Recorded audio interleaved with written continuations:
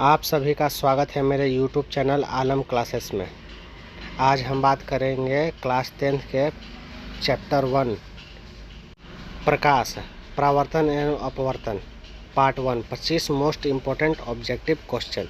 ये मेरे चैनल को सब्सक्राइब करें व लाइक। क्वेश्चन नंबर 1, दाढ़ी बनाने के लिए उपयोग में आने वाला दर्पण होता है, तो इसका आंसर हो जाएगा ए, अवतल दर्पण। ठीक है। सेकंड क्वेश्चन,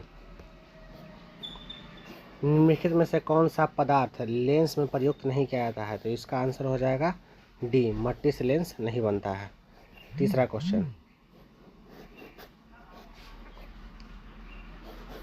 निर्गत किरण तथा अभिलंब के बीच के कोण को कहते हैं निर्गत किरण। ये आपतित किरण और ये निर्गत किरण। तो निर्गत किरण तो होता है निर्गत कोण। इसका आंसर हो जाएगा सी। ठीक है।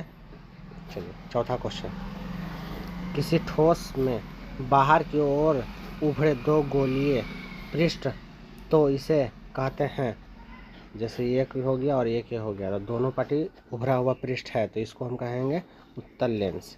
ठीक है। आंसर हो जाएगा सी।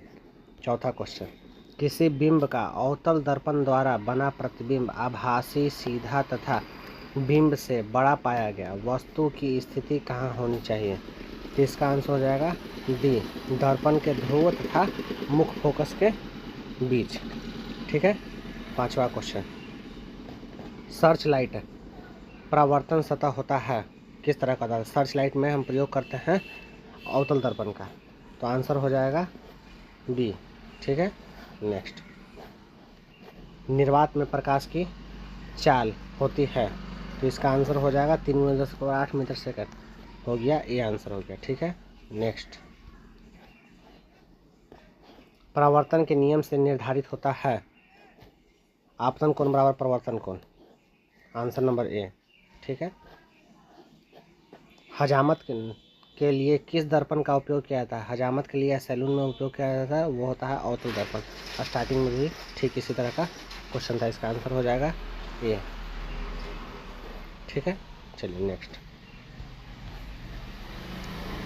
प्रकाश की किरणें गमन करती हैं, तो प्रकाश की किरणें गमन करती हैं सीधी रेखा में। जब भी गमन करेंगे तो सीधी रेखा में। आंसर हो जाएगा ए।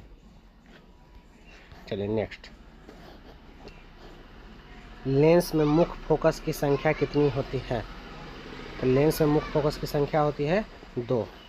दोनों पार्टी से पारदर्शी होते हैं, इसलिए आंसर हो जाएगा, इसका आंसर हो जाएगा ए। ठीक है। चलिए नेक्स्ट, किसी माध्यम से अपवर्तनांक का मान होता है, तो इसका आंसर हो जाएगा sin i बटा sin r। ठीक है। नेक्स्ट, प्रकाश के अपवर्तन के कितने नियम हैं? प्रकाश के अपवर्तन के 2 नियम हैं। ठीक है। चलिए नेक्स्ट, वस्तु से छोटे और आभासी प्रतिबिंब इनमें से किस दर्पण में प्राप्त होता है? तो इसका आंसर हो जाएगा डी, उत्तल दर्पण में वस्तु से छोटा और आभासी प्रतिबिंब प्राप्त होता है। आंसर हो जाएगा डी। नेक्स्ट, उत्तल दर्पण में किस प्रकार का प्रतिबिंब बनता है? तो इसमें बनता है आभासी प्रतिबिंब। उत्तल दर्पण में बनता है आभासी प्रतिबिंब। उसका उत्तर हो जाएगा बी। चलिए नेक्स्ट, समतल दर्पण द्वारा क्या बनते हैं? तो समतल दर्पण में बनते हैं आभासी प्रतिबिंब। इसका आंसर हो जाएगा ए। ठीक है। चलिए नेक्स्ट, वस्तु से छोटा प्रतिबिंब बनता है, जस्ट अभी बात हुआ था, ए और बी दोनों में होगा, अवतल दर्पण और उत्तल दर्पण दोनों में बनता है। प्रकाश क्या है? प्रकाश है आंखों से प्रभावित करने वाली ऊर्जा। प्रकाश क्या है? तो प्रकाश आंखों को प्रभावित करने वाली ऊर्जा है। आंसर हो जाएगा इसका बी। ठीक है। चलिए नेक्स्ट, जिस दर्पण में प्रतिबिंब सीधा और आकार में वस्तु के बराबर हो तो वह दर्पण होता है, तो वह दर्पण होता है समतल दर्पण। तो आंसर हो जाएगा सी।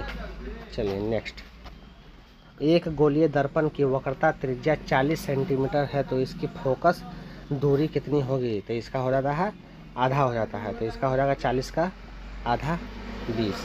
तो आंसर हो जाएगा सी।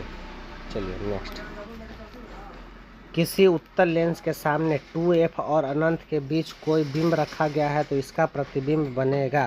तो इसका आंसर हो जाएगा ये वास्तविक और उल्टा और छोटा। जब वास्तविक है तो उल्टा बनेगा और उल्टा है और यहाँ छोटा भी बनेगा। ठीक है, चलिए नेक्स्ट। मुख अक्ष दर्पण के ध्रुव पर, मुख अक्ष दर्पण के ध्रुव पर क्या होता है? तो लंब होता है, विलंब होता है। तो आंसर हो जाएगा ए। ठीक है, नेक्स्ट।